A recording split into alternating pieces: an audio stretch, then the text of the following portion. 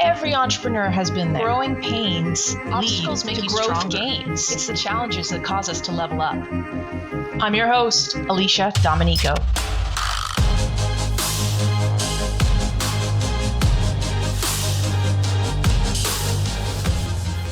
The other thing is just making sure you're continuously providing value to your contact base, because it's an agreement, right? It's a handshake where we're allowed to contact you because we provide value to your inbox. And the second you're not doing that anymore, that's the second your emails are not going to be read. Here's a situation. Email marketing is much more regulated by anti-spam laws than it was originally. But your company still wants to grow and needs to increase awareness and connection without losing touch or relevance with the community that you want to stay close to. But it's an uphill battle. Your customers don't want their inbox cluttered, and they don't want to go to your website. So how do you make sure that you're not seen as spam? If you get marked as spam, your ROI is gone. So you're just grinding, foot on the gas, pushing out content to an audience who's getting more and more agitated about having to listen to you. What's the fix? Let's dig into that in this episode. This episode of the Company Growth Podcast is sponsored by Answer Connect. Answer Connect is a 24/7 live call answering service that ensures your customers get the answers they need from a real human voice. Did you know that 80% of people will end a call if they reach voicemail? Answering all those calls could be the difference between gaining a client or losing a customer. When you're busy, you don't have time to answer all those calls, but revenue could be slipping through your fingers. Think of this as amazing for people like plumbers who are out there on the road and they don't really have time to answer and schedule the next appointment. So that's where Answer Connect is an amazing use case. Partner with Answer Connect and you'll have access to 24/7 customer support specialists. So even in the event of an emergency, you have people ready to help your callers when they need you. Visit answerconnect.com/CA to find out more.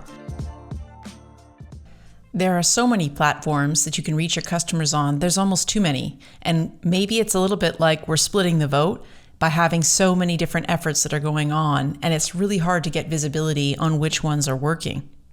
Here's another challenge, and that's that sales cycles are taking longer. So you can't just expect that 1 to 7 touch process that you've been using is going to keep working to close those customers in the same manner that you've been doing. In a time where there is great economic uncertainty, it's very difficult for companies to commit their budgets to you right now. That means you can expect everything is going to be delayed and your deals are going to get pushed. That's the kind of pressure that the sales team is facing, but what about your marketing teams? In the good old 2017 days, you could create a ton of content and be assured that you would get website hits coming through for that content.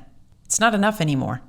Now you have to set up a deep strategy for your search engine optimization. You have to be planning for what content you're going to be creating and what the best format for that is going to be and how you're going to reach your audience to make sure that content fits for that audience to even pull them in the first place. As a growth strategy manager for Tangible Words, Megan Osler knows the pressures that companies are under to hug their customers closer to them now. Hi, my name is Megan Osler. I am a growth strategy manager. Meg works directly with our clients at Tangible Words to help them grow by improving their marketing and sales efforts. There's no set playbook anymore, so she has to get creative and tailor solutions to their unique needs. Everything's changing so quickly in terms of how people are using the internet, how people want to be contacted, how you market to different audiences. And so I feel like that's always going to change in many ways. Like a digital marketing and inbound marketing is always changing, always coming up with new kind of strategies, ideas about how people want to be prospected to, how to gain leads, how to convert leads. And then it's not a set rule for every company, B2B businesses, tech businesses, e-commerce sites, all of those, it's going to be incredibly different for each one. And even within those subsets, I think businesses need different things to grow. One of the things that we realize in doing our process map work that we've been doing for a lot of our clients is that the only thing that is set in this day and age is that progression piece, where the 4 progressions that every single company has. Like you will always have no contact with somebody and then go into a contact in your CRM, that first progression. And then the second one is you will always have contacts in your CRM who don't have a deal open with you yet. the third progression, which is now you have a deal open, but that doesn't mean it goes to revenue closed won. And you may have customers, but that doesn't mean that you have, you're actualizing that 80-20 rule, which is 80% of your revenue comes from 20% of your customers. So you're reselling to them, which is progression 4. And I think understanding that structure of those 4 progressions that every single company has allows you to actually have more control over the marketing efforts that you're doing, because you realize that if I'm doing this email, it's not for everybody in my CRM. It's actually for that second progression of they're in my CRM, so I can email them, but they don't have a deal open with us, or they're not a customer, and really understanding how to segment those lists. Can you speak into a little bit about that segmentation work that you've been doing for understanding that not everybody's at the same stage in the journey and how you can have that level of control? Yeah, as you've said, understanding those 4 progressions within your business is going to be that constant. When you get those segmentations like that, it helps you determine your audience better. And, we use those process maps to kind of help figure out what those properties are going to be, talking specifically in terms of HubSpot, can build out then what those properties are going to be and how to segment those audiences within your CRM, right? And then you can get really granular, which is interesting, right? People who are being retargeted, people who are aware of your company but aren't necessarily contacts. Those are going to be 2 very different people that you can't write the same stale marketing email to. They need different things, they have different wants. And it just makes it a much more effective email marketing strategy, specifically to be able to kind of target and segment those different contacts in your CRM. Because, we have clients who come in and they have thousands upon thousands of contacts, but they're trying to get us to do lead generation. Well, lead generation is all well and good, but if you can't sell to who's already in your CRM, that are people who you have the right to be contacting, who want to hear from you, who are aware of your company, then you're missing out on the greatest opportunity to close deals. That opportunity is why it's so important to prevent or reverse CRM, customer relationship management rot. This email list is supposed to be an asset, but we have a lot of contacts who maybe haven't heard from you, who missed an email, who are unengaged and getting suppressed, or simply have moved on and chosen somebody else. How do you beat back that fear of wanting to reach them and catch them before, but also not wanting to kind of annoy them by being in their inbox too often? We already know that marketing takes that funnel shape of a triangle, where if you're not getting tons of traffic, it's really hard to get the percentage of conversions that are going to come off of your traffic. And then you even see a greater drop off towards those that actually become customers. Every drop off is huge, and every drop off matters. But if you're not tracking these things, how can you possibly know what to optimize? Or what are the efforts that you're doing for each of these levels of traffic generation to traffic conversion, to conversion from lead to customer?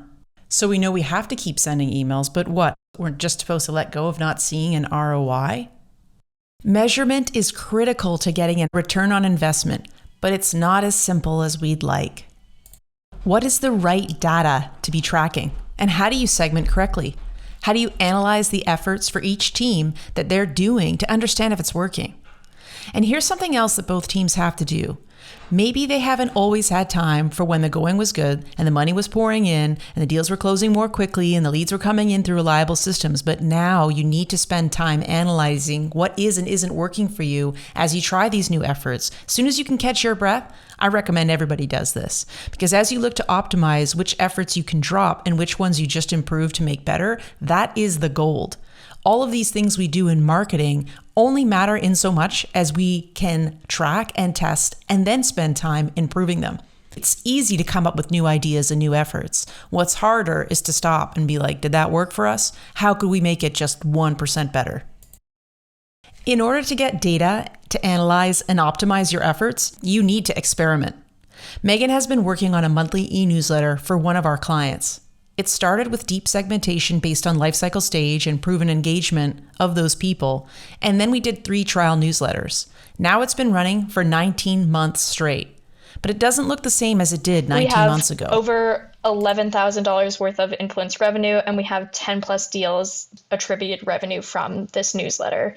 So what remains really exciting about this marketing strategy is how much we've been able to iterate on it. It's a system that allows us to quickly test what works, discard what doesn't the next month, bring new ideas in for segments and to make it more multimedia focused. I feel like we're always laughing about this, but accidentally once we sent it out at 10 p.m.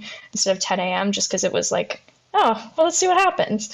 And it was the best read rate of all time. And, I don't think we've necessarily gone back to sending it out at late in the evening, but it is really interesting to see that, right? In terms of sometimes it's surprising what works and you never know what's going to work until you do it. And track it. Absolutely. HubSpot is invaluable for that in terms of, exactly why it's working. And again, iterating in really small ways where you're changing the variables so you know what the variable that is kind of pushing that read rate.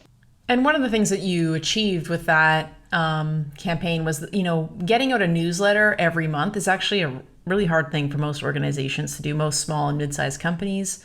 You need to have dedicated people who are doing it. You need to have really good communication across the company for what are the things we're putting in it. You need to have a content strategy so you know what buckets of content you need to fill in that newsletter. And of course, you really want people to stay engaged with it. So you need to be analyzing it and testing things to make sure that you are not saying things that aren't interesting to them, because otherwise that whole effort is wasted.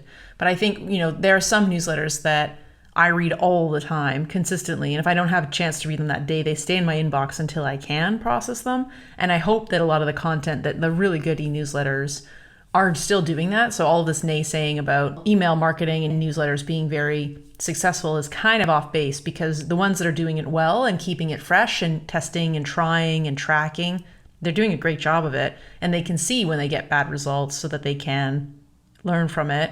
And, every now and again, one bad email isn't necessarily something you can make a conclusion from, but a consistent trend is something that you can make dynamic moves towards fixing. How far in advance are you planning that content for the system to work? Often 3 months out is when we write that copy. And, one of the really important things we've done is that we've built a submission form for the employees of this company. So if they have really great ideas about what they want in a newsletter, or they kind of have a seasonal one, or if they have a trade show or an event coming up that they want to promote, they're able to submit that. Often what we're working with is a sales team, and they're the people on the ground talking to customers, closing deals. They're the ones who know really what is engaging contacts. You should also be A/B testing your email subject lines. Think of it as a way to play with language. If it aligns with your brand guidelines, Megan says feel free to get really creative. It's always so fun when you're working with a client that has a fairly fun or casual or witty tone in their copy, because it's so easy to reflect that in the headlines. I'm such a huge fan of using emojis in my headlines. I feel like it makes it, I'm talking specifically subject lines in emails, building out a strategy or working with a client that allows that in terms of, always test your headlines. It's one of the number one ways to kind of make sure people are opening your emails. I've seen read rates increase by over 10% just from making sure I was writing a headline that was engaging. But it makes it stand out, right? You get to be a little bit cheeky. You get to be a little bit fun. It's so much more interesting to get an email that says something like, hey, you, like, interested in blank, read on, than this solution is going to be the most groundbreaking. Like, right, like it's so easy to play around with language in a way that is so individually engaging to an audience, and you just hope that their contacts are going to reflect the same and are going to kind of have the same values and as your company's brand guidelines. And that is going to be the good fit lead, is going to be the person who has similar values to what are the values and the brand guidelines of your company. In terms of like the brand personality, that is exactly what it means. It means like, what MailChimp did when they first came out on the marketplace. They did an amazing job of like playing around with the monkey and the logo and the bananas and things like cute little things that monkeys say to create huge buy-in around that brand personality. You see HubSpot doing it a lot.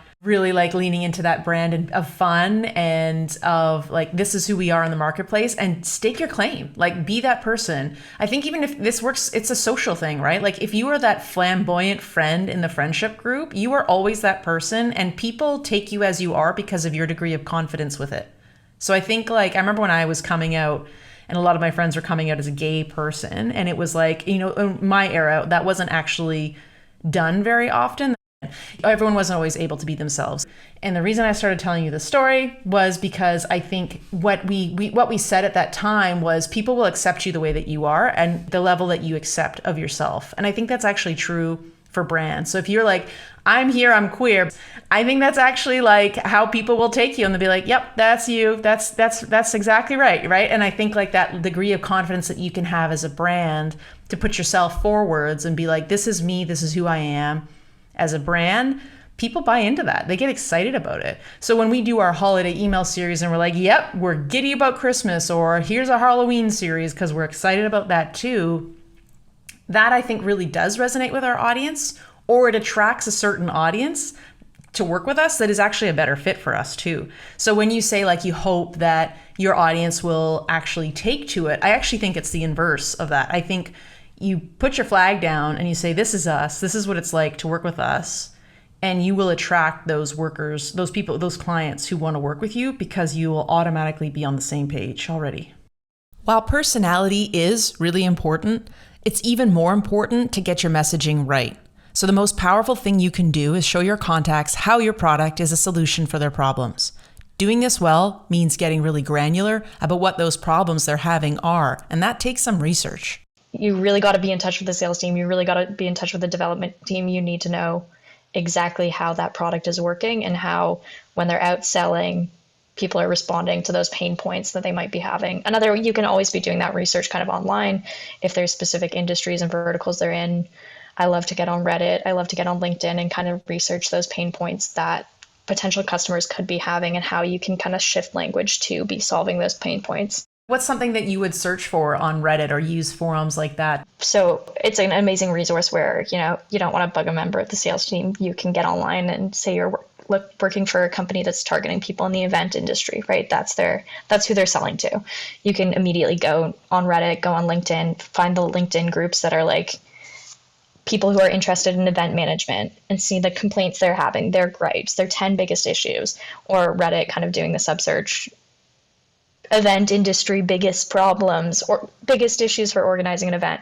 And then you can be pulling that information kind of straight from the horse's mouth, right? About what are these issues that people are having, and then targeting that language becomes so much easier because you take the language that's being used in those audiences, and it's kind of like you get to be a mind reader a little bit, right? Because if the issue is, oh, I'm so bummed about registration, it's always so hard to organize. That's an easy soundbite. Bummed about registration? Here's our list of top 3 solutions. So you're pushing out experimental content that is aligned with your brand and presents your product as a solution, and data is starting to come in. The next step is to analyze it and see what works. But what metrics are truly meaningful to you at this stage? Someone's opening your email and is scrolling through it. That's not an engaged contact necessarily, right? Like HubSpot will mark them as engaged. Opening emails is always great, but what you want to see is clicks, right? You want to be driving traffic to your website. You want to be driving traffic to social. You want to be sticking as many CTAs in there as possible. And this is mostly from a HubSpot perspective, again, to see what is resonating with people, where their attention is going. We love to throw videos in. We love to put little social media bits that we're doing in. We love to link to different, one of my favorite one is a featured read.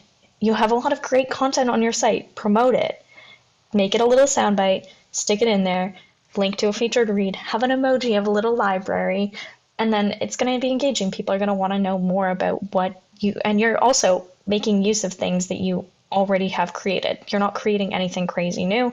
You're repurposing content. But yeah, then the really important part of that is you can go in and we can see exactly where people were clicking. So we're driving organic traffic and we know where we're driving organic traffic to. We know what's working and we know what's not. And so I think that's one of the most important parts. We have emails where some of the most successful ones, we have contacts engaging with it 30 plus times. And that's just because we're making sticky emails, right? Where we have emails that are full of different links and CTAs and content that people just want to keep coming back to. Yeah, they can trust that I should go in and I should read this because there's going to be something else in here that's more in depth. And I love that the links piece of what you brought up is so important. One, that it's not random, that it's structured and that it has a goal of where you're driving traffic to. Two, that understanding that the content actually lives somewhere else it lives on your website, it lives on your blog, it lives on your landing pages. When you brought up, call to actions, it lives elsewhere. It doesn't live within an email, because an email is a dissemination tool. An email is that thing that sends out the message to say, hey, this is new, come and read it, pay attention to me. It's a disruptive force, email. But blog content lives forever. And I think that is what is so fantastic about being able to segment your email into sections like you were describing. You don't have to tell the whole academic story. I mean, I think long form copy in an email can work well. There are some email lists that do that very well. That's why I think the tracking is so important, to see what's working for your audience. But if you're a business that has like a platform product, it's probably a good idea to drive the traffic elsewhere and to be like, here's all of our here's a product update, or here's here's a video explaining this feature, and you get them to vote with their feet in terms of what they're clicking on. Gives you a lot more information than you get in a long form email. Now, you can get a long form email, scroll depth can tell you a lot about a long form email. And I think there's also different levels of engagement. Like sometimes you just want to see that they're opening it and they're scrolling, and then to know that they're not very interested in product updates because no one clicked on that product update, or that wasn't a very interesting product update. But I think there's different levels, there's different degrees of engagement in what you're saying. Like sometimes scroll matters, particularly if you're doing a long form email. But most people are doing short form email with like links to other locations because you really want to see, you want it to be sticky. You want them to go to the blog and then see the landing page and to see the other resources and to really engage with your brand and become informed along the way about, how to work with you or how to understand the opportunity that you're providing. Yeah, I mean, often I think you're going to get in an email, you're going to get a soundbite of your brand, but there's no way to convey the full extent of what you do as a company in an email. That it just would be impossible to read. And you're not going to see the traffic, right? Like if you're trying to increase your traffic so that you can get conversions, or if you're trying to, email marketing is still a traffic driver. It's disrupting me on the day to say, hey, remember me? Come back to my website so that I can actually track the things that you're interested in. If you just do a long scrolling email, it's hard to understand what it was that they were interested in, unless it's just one subject content and it's me rambling in an email and that's what they came for, which some email lists do that. Again, I think it depends on what it is that you're trying to say. And what are they coming to you for? Is it just one piece of thought leadership once a month? Is that how your brand functions? Or are you more of like a platform company that has lots of things to offer? Yeah, absolutely. And I think the other thing is just making sure you're continuously providing value to your contact base, because it's an agreement, right? It's a handshake where we're allowed to contact you, but the idea is we're allowed to contact you because we provide value to your inbox. And the second you're not doing that anymore, it's the second your emails are not going to be read. So whatever your audience wants, I think shorter form sound bites, sticky emails is going to be the way to kind of have a better sense of what is providing value. And then maybe if, you do an experiment, you do some testing, and the long form email of Rambly Thought Leadership is absolutely what your contacts are coming for, then absolutely perfect. That's perfect for that email list, but you kind of have to play around to see what is that value. And we've talked a little bit about this already, but as our inboxes continue to flood with emails from different companies, what is one way companies can make their email marketing stand out? We've mentioned subject line testing. We've mentioned emojis. We've mentioned short emails with lots of links. We've mentioned tracking and testing. Is there anything else you would add to that list? I think that other thing I said about just constant testing for value. And then again, different media, videos, social media, anything you can fit into an email that, whatever your email provider will let you stick into an email, do it. The other thing I really believe in is mixing up the template of your email. If there's an expectation that every month I'm going to open a beautifully designed email that has, a different template and it's not kind of like the same scroll, that's engaging, that's exciting. And if you have kind of brand guidelines that you can play around within there, that's a way to provide value to people, because it's going to be interesting, it's going to be engaging, it's going to be visually stimulating. And we've had this debate with some of our internally, we've been like, should we change the template? Should we change the sections? Or should we have consistency? So it's like, there's always going to be this level of product update in the top right-hand corner. We're always going to do this. We're always going to, whatever the level of consistency is for your sections and your content strategy.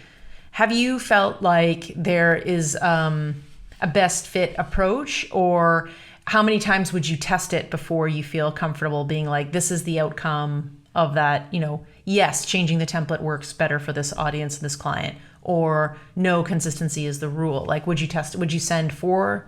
Would you send 10? What would you look for that you feel like you could trust the data that you were seeing in terms of like, let's go in this direction with the data that we've learned? I think minimum 3. 3 or 4, if you're seeing consistently that the data is showing that this is something that works or this is something that doesn't work, that's when you're allowed to switch your template. That's when you're allowed to mix things up. And when I'm saying template, I think, keeping segments consistent every month, segments that people like, segments that are getting clicks. If you're seeing like a high click rate for 4+ months, leave it. If you're not, after 4 months, get rid of it.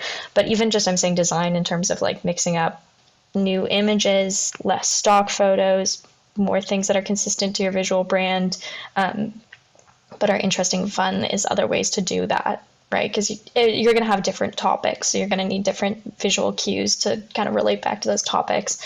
So that is something that if you're still testing something and you kind of like, I need 1 more month to test it before you're allowed to change something, there's other ways to kind of keep it visually stimulating and exciting. And if every month a part of opening that email means it's going to be something that's really beautifully pulled together and a little bit visually different, I think that's always a good thing. Well, and don't ever underestimate the power of the bent image. Like, the headline says something and the image shouldn't say the same thing as the headline. It should be a complementary message. So, you see this a lot in clever marketing where it's like, here, we've got a new surprise for you.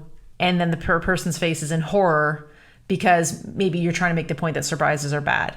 Right? So you sort of like comparing and contrasting visual imagery with headline can be a really great way to drive engagement because they're having to think about both of them instead of what you see a lot in marketing. A lot of kind of inexperienced marketers, or not inexperienced, but maybe even junior or less educated about what should work, is they'll say, here's the headline and the image should match it. And I actually think that creates for dull reading and a dull experience. You really want the image to be a contrast or to be a different idea that is bent towards the headline and the message that you ultimately want to give to create that curiosity. A lot of what we've been talking about takes a lot of time. It's what I would categorize as active push marketing, something that you're spending time on now. There's another category of marketing that is called a stagnant or static lead net. Every company should have one or more of these stagnant lead nets because they basically run on autopilot for you. So while you're off doing your active pushes, you still have these things bringing in leads in the background. When you have a stagnant leads net, you can make these things that live out on the internet and that are just working for you as funnels, nurturing those people through those different progressions. So from that first progression of no contact to a contact in the CRM, you might have a blog post that pushes to a CTA. We have that running on a bunch of our blogs where it's like our blogs are targeting a search term, and anybody who's searching for the answer to that question, that search term, comes in and reads the blog, might then also be the same person who benefits from our HubSpot bootcamp, where we help you look at what's happening in your HubSpot and how to get more value out of your license, for example. And that's stagnant. Like, I call it not an active push because it doesn't require human resources every month anymore. So in our process maps, we like to identify like what are the things that are out there working for us, like automations just happening and just running on their own and being lead net generators. And I think every company should have some of them. A lot of companies start with just a demo. Book your demo. And if you are a platform that generates a lot of interest, you can get away with that, where people want to see how this product works. And if your marketing really describes like this product is the solution for me, that can still work. But more often than not, most companies don't have that kind of intrigue that they create with a demo request form. So you need to have some other offerings to spread out across that filter of no contact to contact in the CRM, but not engaging with you and not going towards an open deal. That said, things like the email systematization of the newsletter that you brought up, Meg, is more of an active push. Every month, we have to think about getting that out the door. We have to make sure the content is approved. There are new images that are engaging. We have to be looking at, on both cases, you have to be looking at what's the performance like and optimizing it on a regular schedule. But at least with the active push, you've got trade shows that you're going to. You've got newsletters that you're having to send. You've got events that you're organizing. Those are all active push campaigns that require human resources to get them out the door. Whereas these stagnant lead nets are there, maybe stagnant's not the best word for it, maybe it's static, but they're these things that kind of live in an automated way. And I think every company needs to know and draw out what both of those things are for your organization and how email marketing is nurturing for both of those lead source generators. Anything you'd add into that, Meg? Yeah, and I mean, I think it takes out a lot of extra work because a lot of those processes are automated, takes out a little bit of those stagnant lead nets, take out a bit of human error. You know, if you put someone, if someone's in a connect and qualify sequence or in any kind of sequence where it's kind of reconnecting every certain amount of days, it's not a human doing that. And human error where you'd go, oh, I forgot about that client. And it also means you're less likely to have leads drop through the pipeline, right? There's no gaps because you can build it out and you can really visually see, okay, where are the holes in our process, in our funnel? Where is someone not falling into a stagnant lead net or getting like actively marketed or having sales efforts pushed to? Yeah, because the fact is that there's cracks in everyone's CRM, right? And all of their lead management processes always have gaps. And what we're trying to do with that process map is fill the gaps to be like, okay, people, we do want you to go down these 4 progressions. We would love it if you came to our website once and bought, but we know that that's not what you're going to do. What you're going to do is come in, get something useful, push us off, and forget about us. And so being able to plan for your leads to forget about you and how you're going to reroute them back to the ideal path is the whole point of doing a process map, so you can index all of your organic traffic efforts as well as who's in your community and how you're talking to them in a way that's going to really create engagement.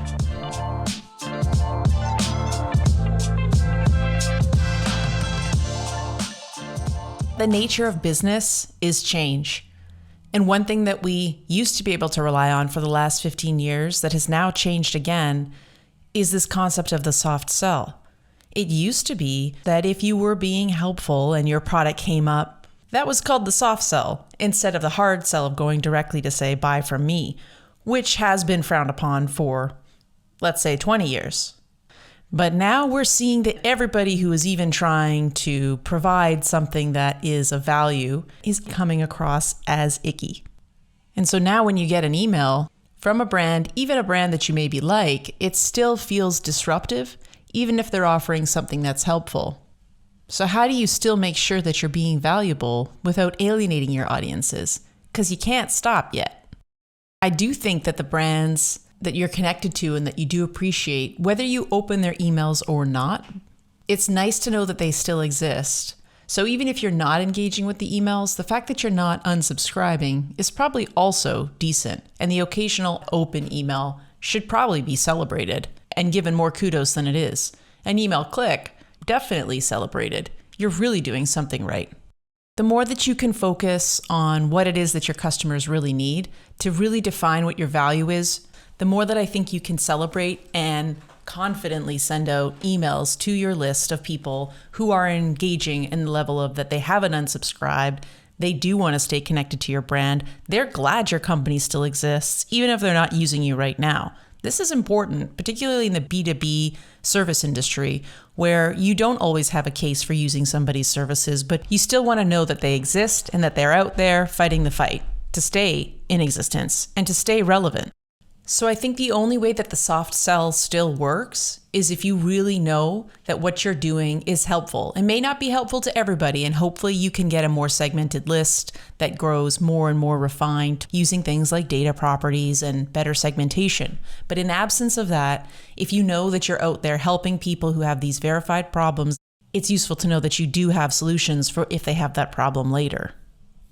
So what are we going to do about all of this? Here are a couple of takeaways. The first one, give, and don't gate. In the sense of what you have to give away for free is going to engender trust and build your brand right now. So keep looking for ways to give away things. And the less that you can gate, unless it's a really high value ticket item, you're going to have to assess what you gate at this point in time. The purpose of gating was always for lead generation, but if leads don't feel like leads anymore, that they don't want to be treated as leads, you have to give away a lot more in order to make them feel like they can trust your brand. The gating piece should be seen as very transparently only something that is going to be necessary for you to follow up with them insofar as they have a need that requires follow-up. I think we have to really show that we are other-centered in our marketing. What can you help with? If you're giving away so much information that is helpful, I think that you need to understand and do a bit of an audit on what it is that you can do that is helpful. So doing an index of the things that you have is essential right now. Once you know what you have to give away that's valuable, you can rank those on a priority.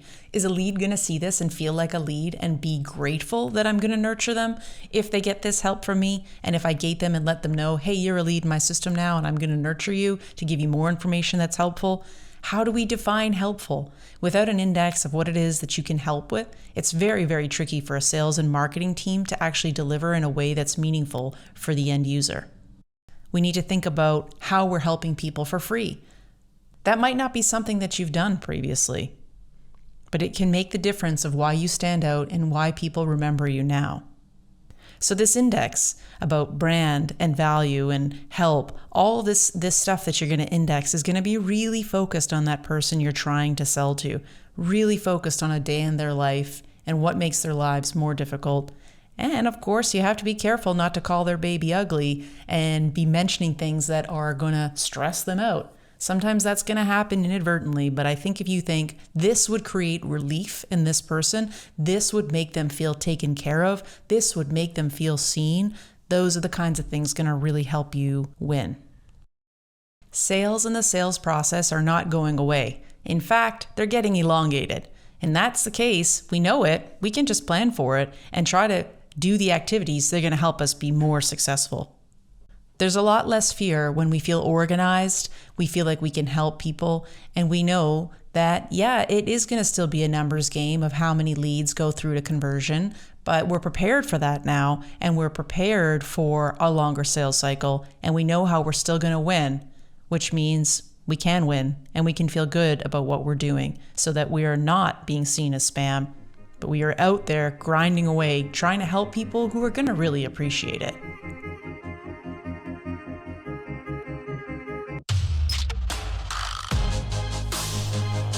Find more episodes of the Company Growth Podcast on YouTube or wherever you listen to podcasts. And if you've got a company growth story you'd like to share, reach out to Tangible Words. We'd love to hear your story and use it to inspire others to beat their own company growing pains. Until next time, thank you for listening to the Company Growth Podcast.